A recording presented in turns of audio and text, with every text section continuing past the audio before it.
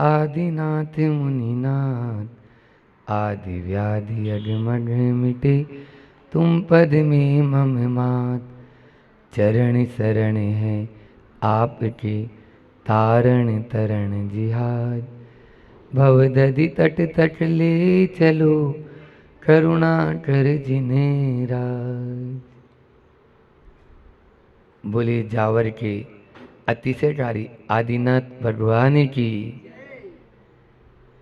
परम उपकारी संत श्रोमणी आचार्य गुरु और विद्यासागर जी महामुनि राज की। परम पूज्य मुनि श्री 108 दुर्लभ सागर जी महाराज की।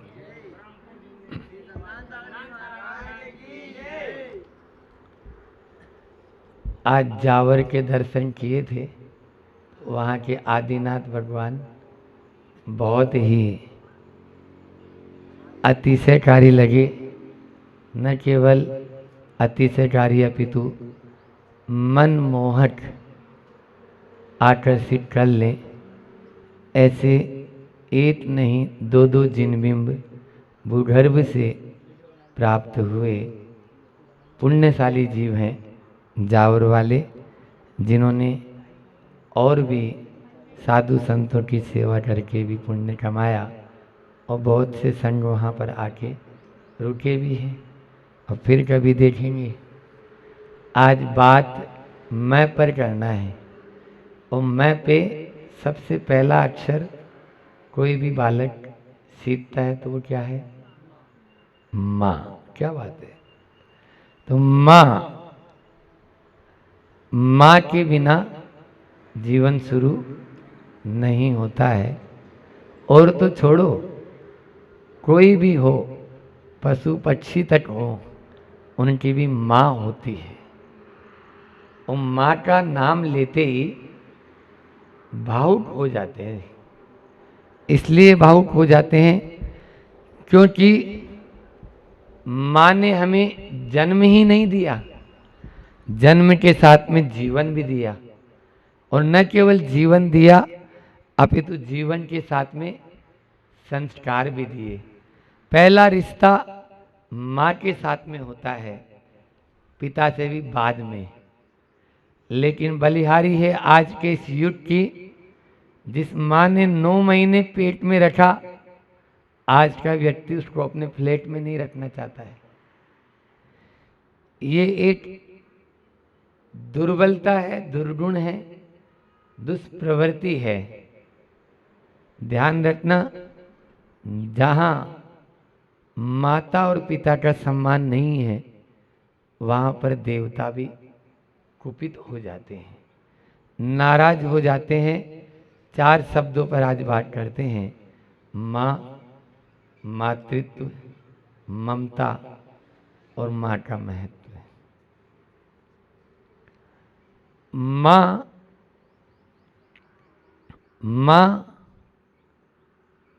संस्कारों की टकसाल है।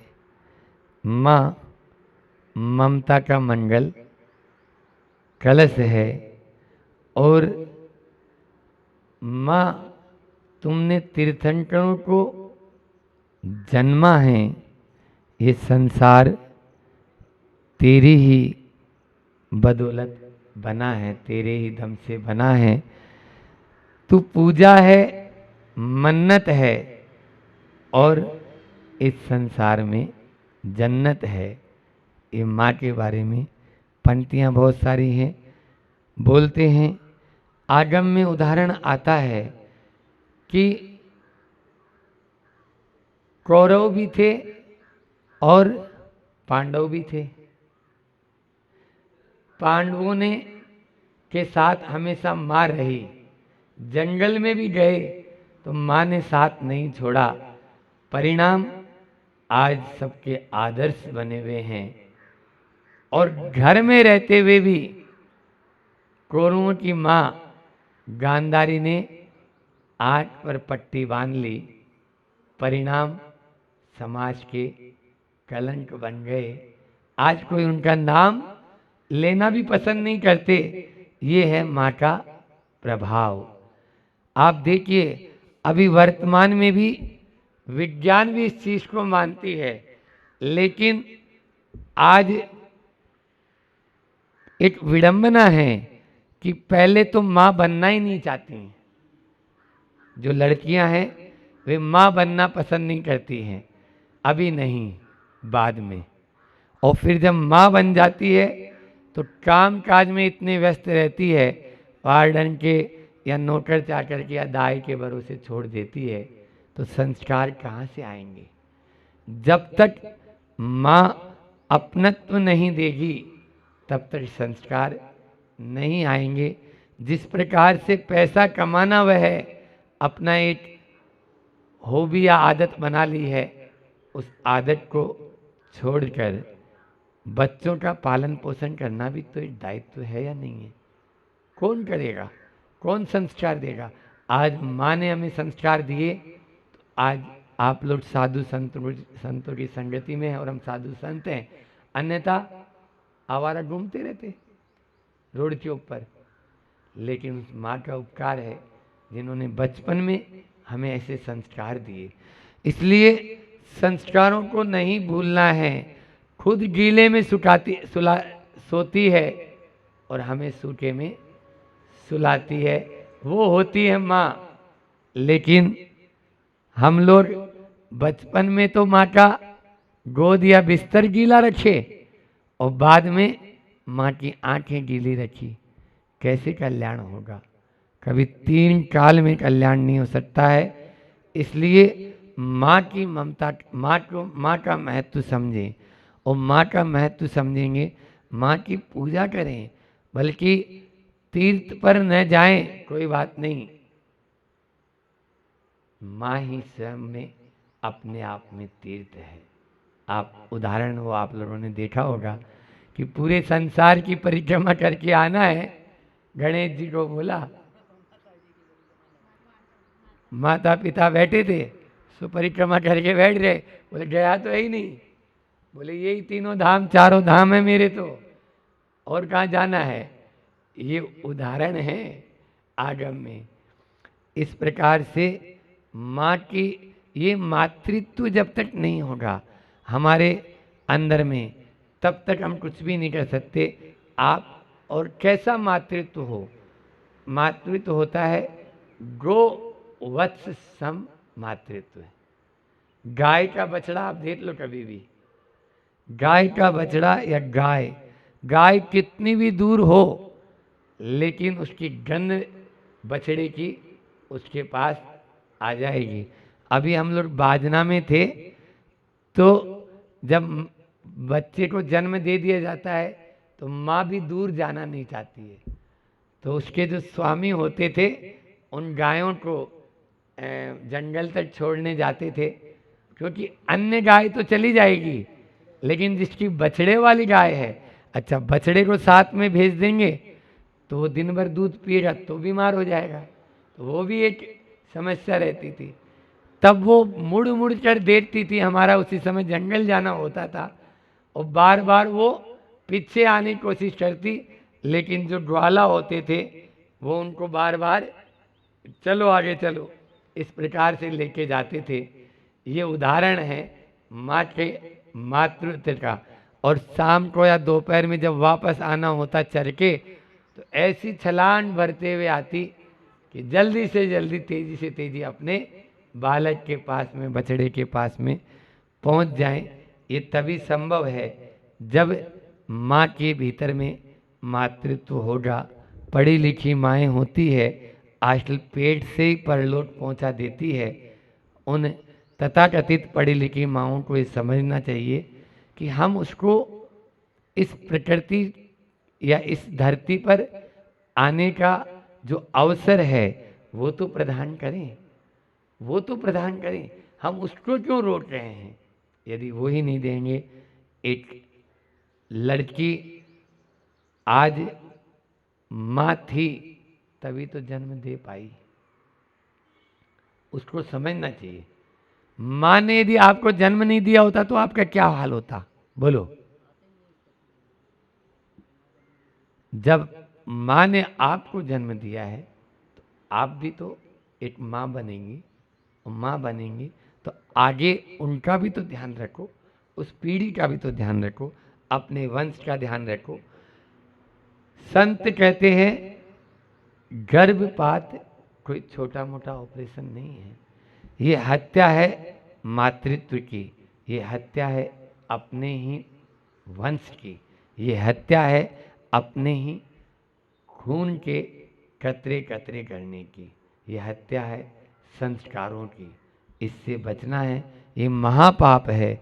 मैंने अभी पंच कल्याणक में भी गर्भ कल्याणक के ऊपर इस पर बहुत विस्तार से प्रकाश डाला था कि ऐसा परिवार महासूत्रग्रस्त है, उसकी कोई भी धार्मिक क्रिया फलवती नहीं होगी जिसने ऐसा कुकृत्य किया है।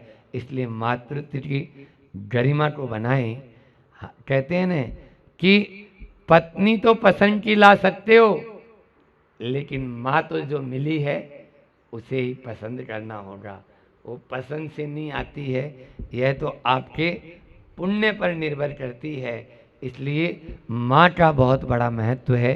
एक उदाहरण कुछ वर्ष पूर्व मैंने अखबार में आई थी, ये बहुत दर्दनाक मतलब घटना है, बहुत ही मतलब दिल को छूने वाली घटना है कि एक व्यक्ति जिस माँ ने गरीबी में अपने बच्चे को पढ़ा लिखा के बड़ा इंसान बनाया, लेकिन भला नहीं बना पाई, बड़ा इंसान बना और वह विदेश में जाके नौकरी करने लगा, एक बड़ी कंपनी में काम करने लगा।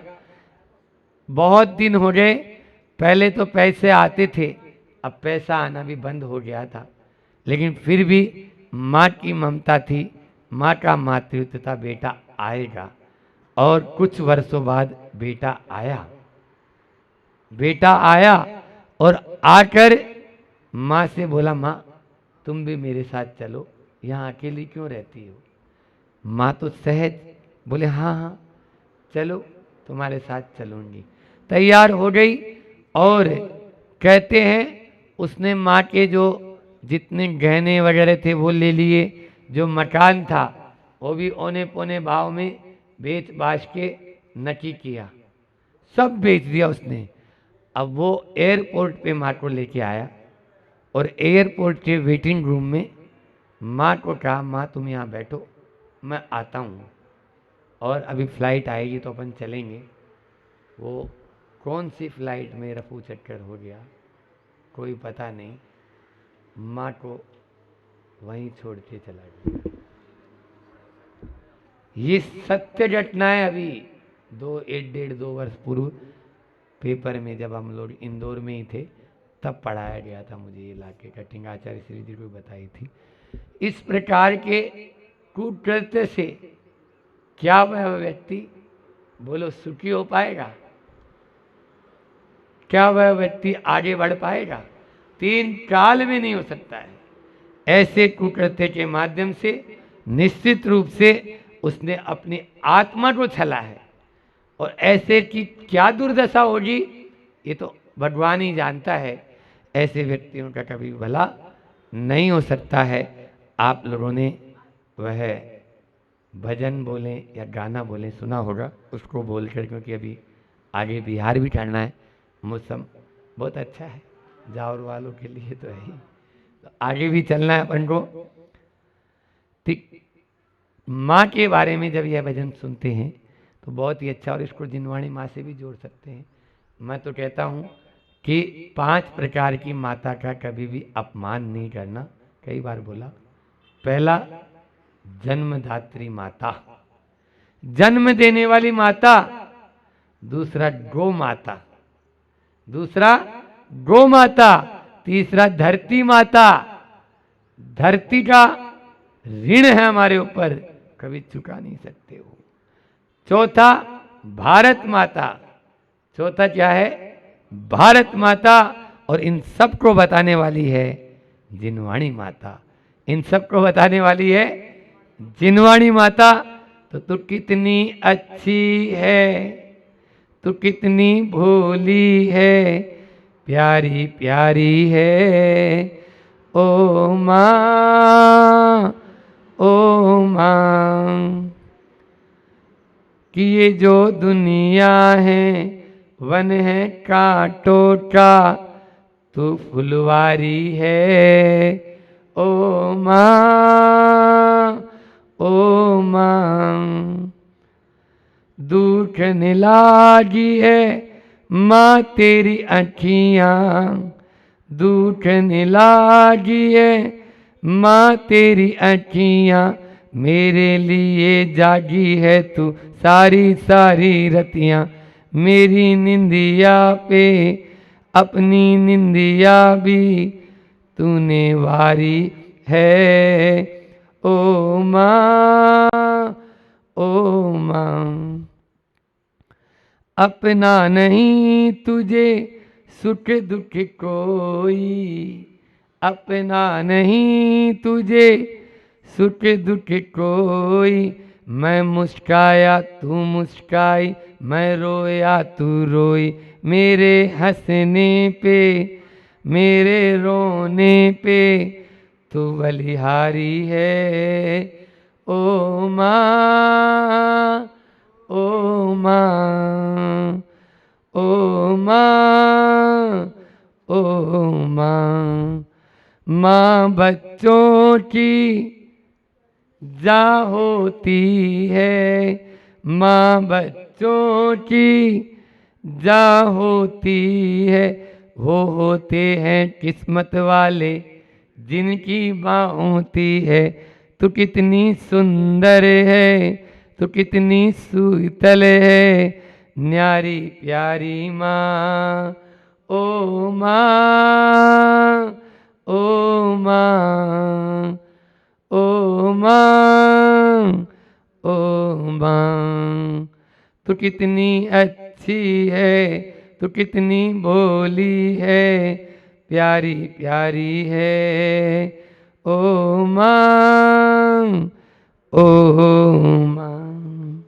नर से नारायण को जन्म देने वाली, आप लोग भट्टार में पढ़ते हो, सो नारी सो सुत को जनती रहती, सो ठोर।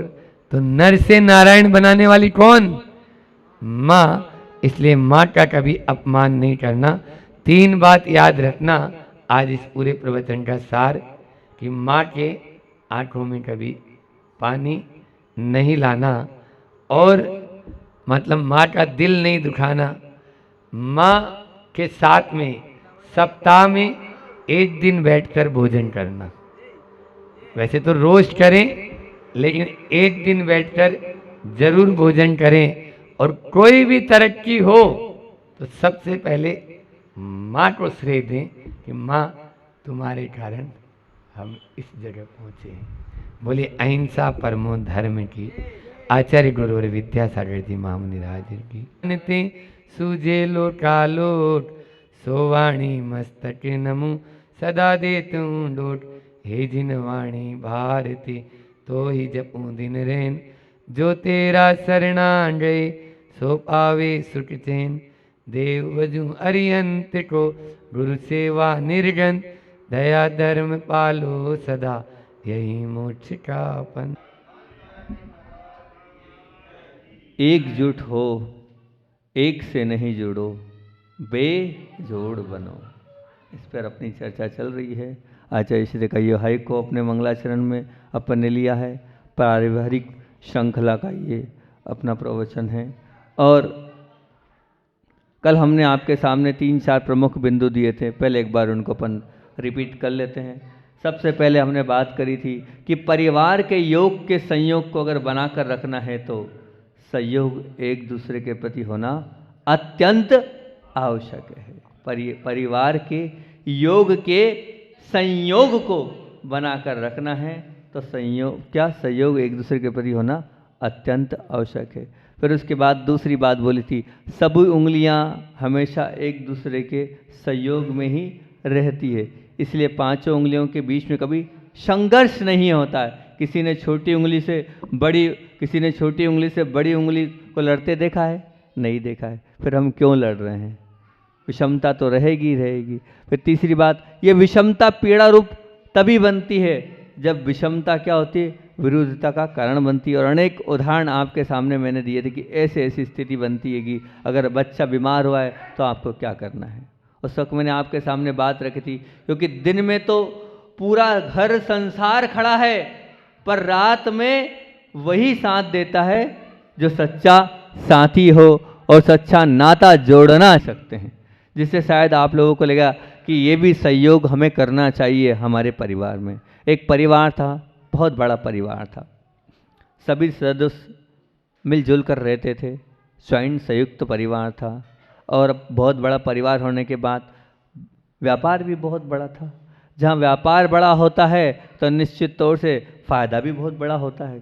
जब व्यापार बड़ा है तो फ़ायदा भी बड़ा होता है। वहाँ लाखों आते हैं तो ध्यान रखना, जब नुकसान होता है नुकसान भी लंबा होता है। जब फ़ायदा लंबा होता है तो नुकसान भी लंबा होता है, जब लाखों में और करोड़ों में एक साथ चले जाते हैं। हुआ यही कि अच्छा बड़ा परिवार था, सब कुछ अच्छा भला चल रहा था, लेकिन बाज़ार की मंदी आई, बाज़ार के भाव टूटे, और बाज़ार के भाव टूटते ही ऐसा धक्का लगा कि बिल्कुल स्थिति बहुत ख़राब हो गई। ख़राब तो हुई, और साथ साथ में जिन लोगों ने पैसे लिए थे उनने भी हाथ खड़े कर दिए। 2 जगह माल दिया तो एक जगह 1.5 करोड़ चले गए, वो वापस भाग गया, वो देने को तैयार नहीं, और 2-3 जगह दिए, सब तरफ से रास्ते रुक गए। हैरान परेशान, अब क्या किया जाए, कोई रास्ता नहीं दिख रहा है। और अब अपने पूरे परिवार का भरण पोषण भी करना है, सब कुछ करना है, और पूरे अपना जो रहन सहन है वो तो है ही, बड़े लोग तो बड़े हिसाब से ही रहते हैं। खूब चिंतन किया। जो घर का बड़ा सदस्य होता है वो वास्तविकता में आदर्श होता है। उसने विचार किया, और विचार करने के बाद उसने सोचा कि मैं जीवन के अपने खर्चों को दस्ती में रखता हूँ, और उन खर्चों के विषय में एक नया उसने कदम उठाया। कदम ये उठाया क्योंकि बड़ा व्यक्ति अगर मितव्ययी जीवन शैली पूरे परिवार के लिए आदर्श बन जाती है, वो प्रेरणा रूप बन जाती है, और वो आगे चलकर अनुकरणीय बन जाती है। उसने ऐसा विचार किया।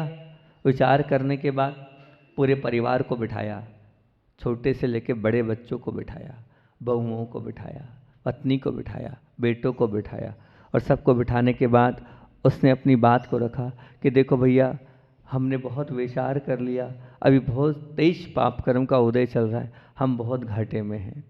तो अब बच्चे लोगों को बात विश्वास नहीं होता।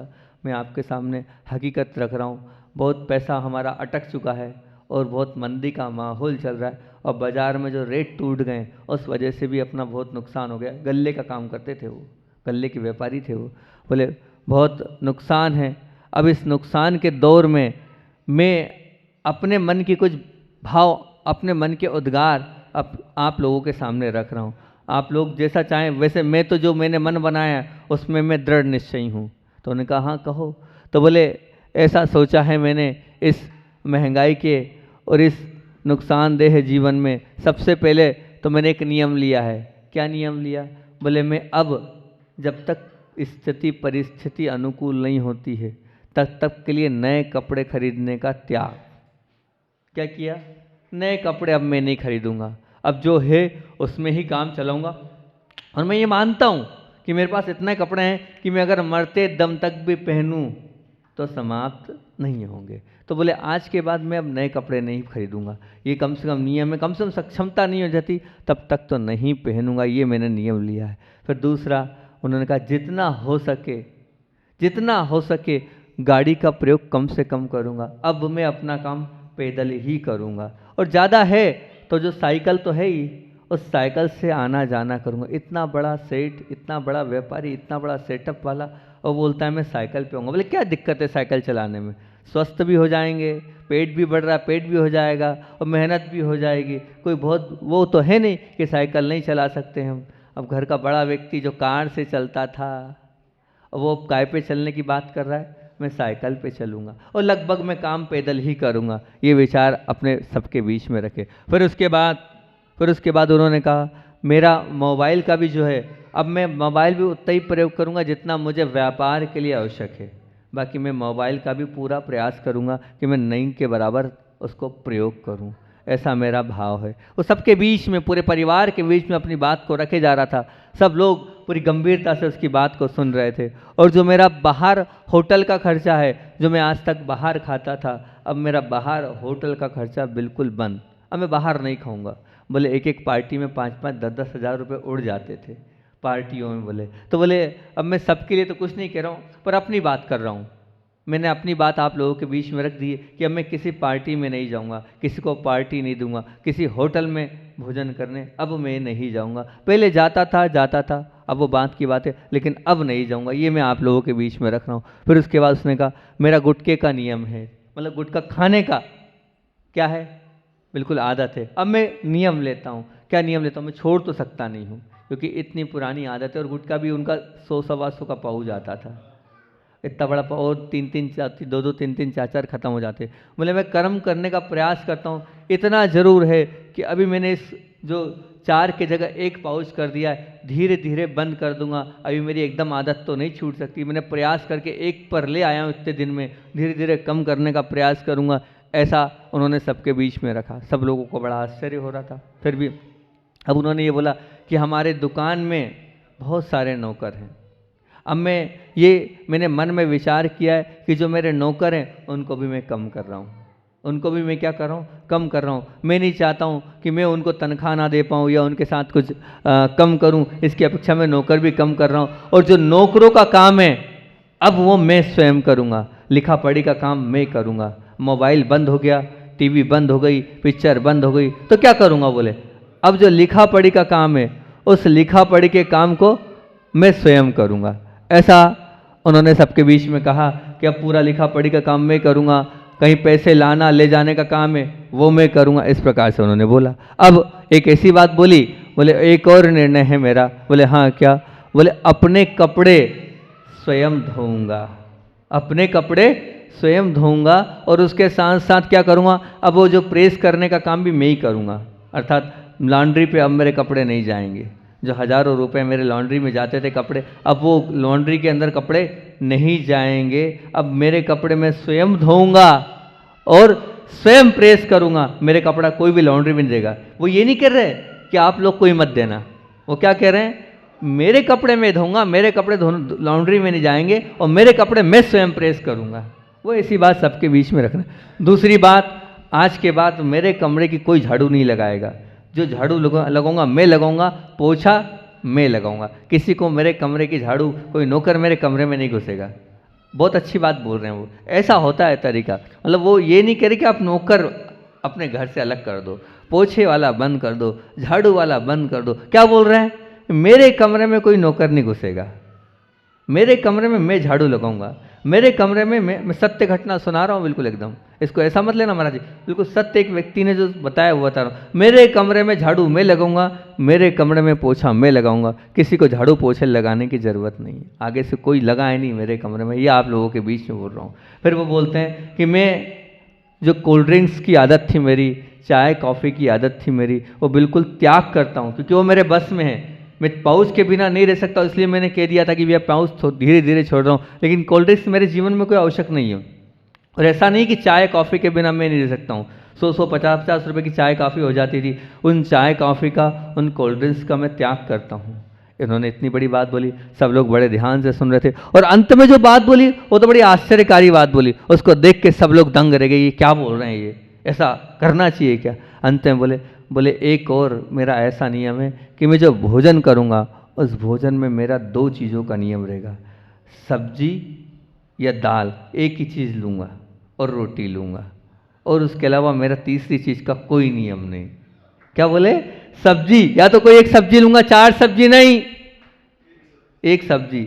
अब जो आपको बनाना हो बना लेना, कोई इच्छा नहीं रखूँगा कि ये बना के दो। और कोई एक दाल, या तो दाल दे दो आप, या तो सब्जी रहेगी या दाल रहेगी, कोई एक चीज़ रहेगी, और रोटी में कोई एक रोटी रहेगी। 2 चीज़ से तीसरी चीज़ अपनी थाली में नहीं लूँगा, 2 चीज़ से तीसरी चीज़ अपनी थाली में मैं नहीं रखूँगा। जो सबको पसंद हो वो बना लेना, मैं वो खा लूँगा। मेरी तरफ से मेरी कोई इच्छा नहीं रहेगी कि मुझे क्या खाना है, क्या पीना है, क्या करना है, किसी प्रकार की कोई इच्छा नहीं रखूँगा। तो ऐसे उन्होंने ये अंतिम नियम भी बताया। और सबसे महत्वपूर्ण बात ये बोली उन्होंने अंत में, क्या बोली? बोले एक बात है, पर जितना मैं दान देता था उसमें कमी नहीं करूँगा। भले ही आज असक्षम हो गया हूँ, पर दान देने में कोई कमी नहीं करूँगा। जैसे भी हो पेट काट कर, लेकिन जो दान देता आया हूँ वो तो मैं देता रहूँगा। आज तेज कर्म का उदय कि मैं नहीं ज़्यादा कर पाऊंगा, लेकिन जितना देता हूँ उसको कम भी नहीं करूँगा, उसको तो और धीरे धीरे बढ़ाता जाऊँगा। ये सब बातें सबके बीच में रखी, सबके बीच में ये बातें बताई, तो सब लोगों को बड़ा आश्चर्य से हुआ, ये ऐसा कैसे हमारे पिताजी बोल रहे हैं और ये ऐसे कैसे होगा। अब सब लोग ध्यान से सुन रहे थे, कानाफूसी हो रही थी, ये सही में घाटा लग गया है क्या। तो बोले पिताजी झूठ तो बोलते नहीं हैं, कुछ तो हुआ है ऐसा नुकसान, जब भी तो फिर बच्चों से पूछा तो उन्होंने कहा हाँ नुकसान तो बहुत है, अभी कंडीशन तो बहुत खराब है।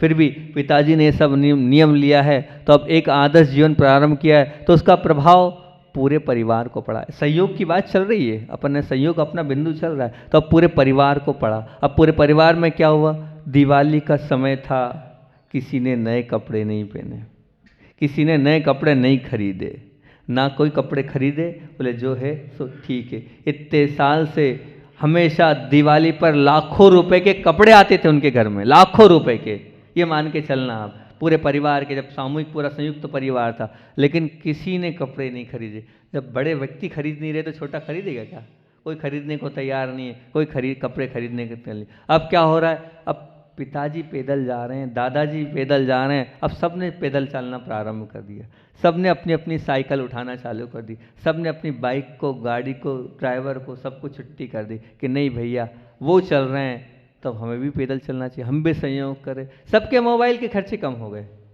सबको लगा कि नहीं अब तो मोबाइल कम, सबके खर्चे कम होने लगे। अब घर में कपड़े वाली और बर्तन वाली की अपने आप छुट्टी हो गई, घर में कपड़े वाली और बर्तन वाली की अपने आप छुट्टी हो गई, ना बर्तन वाली है, ना कपड़े वाली है, ना झाड़ू वाली है, ना पोछे वाली है। जब बड़ा सदस्य कह रहा कि घुसना नहीं चाहिए, बड़ा सदस्य कह रहा मैं मेरे कपड़े स्वयं धोऊंगा, प्रेस मैं करूंगा, सब ने अपने अपने कपड़े धोना प्रारंभ कर दिए और प्रेस चालू कर दी, स्वयं ने अपने कपड़ों में धोना और प्रेस, झाड़ू पोछे वाले भी समाप्त। अब क्या हुआ, बाहर के होटलों के खर्चे अपने आप बंद हो गए, फिजूल खर्चे अपने आप बंद हो गए। मेरे साथ मतलब पूरे परिवार ने उनके साथ सहयोग किया, क्योंकि ऐसी कठिन परिस्थिति में क्या एक ही व्यक्ति का कर्तव्य है क्या, वो कब तक मरेगा, कब तक लाएगा, कब तक देगा आपको, पूरे परिवार को सहयोग करना चाहिए। ये सच्चा सहयोग है, ये सच्चा सहयोग है पूरे परिवार के लिए। वर्षों से ये व्यवस्था चली आ रही थी, लेकिन फिर भी पूरी व्यवस्था को समाप्त करते पूरे सदस्य इसको मान रहे हैं। और ध्यान रखना,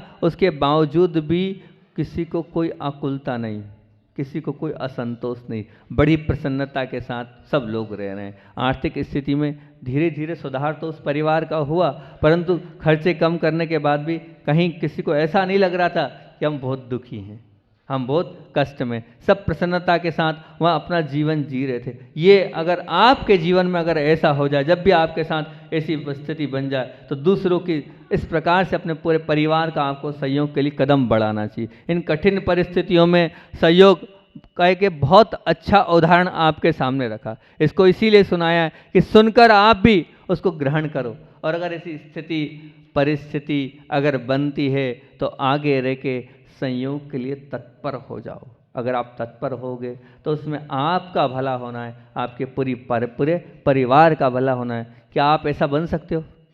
एक आदर्श, हालांकि उस व्यक्ति जो बड़े व्यक्ति थे उनने एक आदर्श प्रस्तुत किया, तो इसका तात्पर्य क्या है? इसका तात्पर्य कि जब घर का बड़ा सदस्य होता है वो जैसा करता है वैसे ही सब अपने आप हो जाते हैं। अगर वो नियम से बंधेगा तो अपने आप सब नियम से बन जाएंगे। अब वो खुद ही संयमित नहीं है और वो आर्डर चला है कि भैया आप संयमित हो, तो कौन संयमित हो रहा है? तो सबसे पहले तो क्या होगा, घर के बड़े सदस्य को संयमित होना पड़ेगा। उसने अपना संयम रखा, पूरा परिवार संयमित हो गया, सब कुछ व्यवस्थित हो गया और धीरे धीरे वो परिवार उठता चला गया, अपने आप वापस वैसे ही हो गया। लेकिन वो संयम के संस्कार थे तो आज भी उस परिवार में उस संयम के संस्कार बने हुए हैं। तो कभी कभी कुछ कठिनाइयाँ भी आती है तो अच्छाइयों को देने के लिए आती है। कुछ परिस्थिति हमारे साथ खराब भी हुई है तो ये मान के चलना उसमें हम कुछ सीखेंगे। जब ठोकर खाएंगे, गिरेंगे और गिरने के बाद उस घाव को देखेंगे तो अपने आप कुछ ना कुछ सीखेंगे। तो एक नई सीख उस परिवार को मिली, वो एक आदर्श परिवार बन गया। तो ये आपके साथ भी गुजरे, ऐसा संयोग आपको करना है, इस प्रकार का सहयोग आपको करना है। और आगे संयोग की बात करते हैं तो हम संयुक्त परिवार में रह रहे हैं, सभी लोग हैं, तो सभी लोग हैं तो हमारा कर्तव्य बनता है कि अगर किसी का कोई धार्मिक नियम है तो उसमें आपको पूरा सहयोग करना चाहिए। मान लीजिए किसी का रात्रि भोजन का त्याग है तो उसका ध्यान आपको पूरा रखना चाहिए। अगर उनका रात्रि भोजन का त्याग है तो किसी भी तरह हो उनको दिन में हमें भोजन कराना ही कराना है। ये भी बहुत बड़ा सहयोग है, इसको आप कम नहीं मानना, इसको आप सामान्य नहीं मानना कि अगर आप सहयोग कर रहे हैं तो ये बहुत बढ़िया बात है। अगर मान लीजिए किसी का आलू प्याज का त्याग है तो आलू प्याज के विषय में भी आपको सोचना चाहिए, उसका पूरा ध्यान रखना चाहिए, किसी भी तरह उनका ये नियम अच्छे से पले।